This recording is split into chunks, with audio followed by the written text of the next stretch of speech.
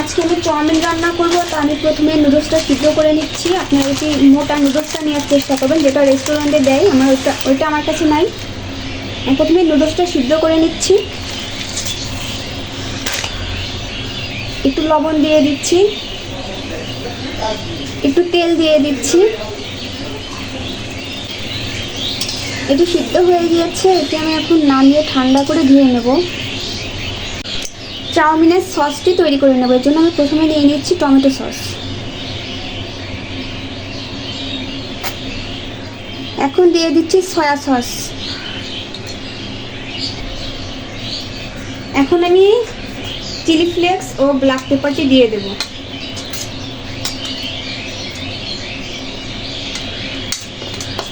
একটু পানি দিয়ে আমি সসটি তৈরি করে নিচ্ছি। দিয়ে দিব আদা ও রসুন কিমা,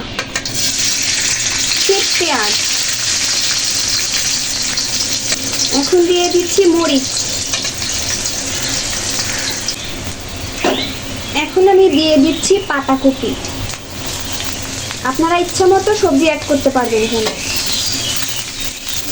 সিম আমার কাছে যা ছিল তা দিয়ে এখন আমি রান্না করছি। আমি সব কিছু জুলিয়ান কাট করে নিয়েছি, তা দিয়ে দিচ্ছি।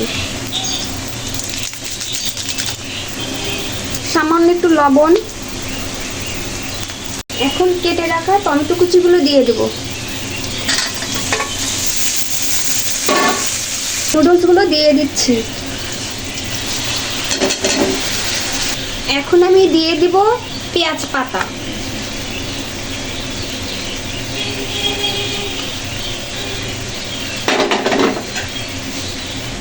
এখন আমি সসটা দিয়ে দিচ্ছি।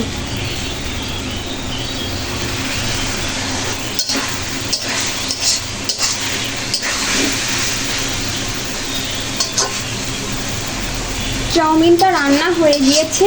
এখন আমি পরিবেশন করব। আজকে আমি রেস্টুরেন্ট স্টাইলের চাউমিন রান্না করেছি। দেখতে খুবই লোভনীয় হয়েছে।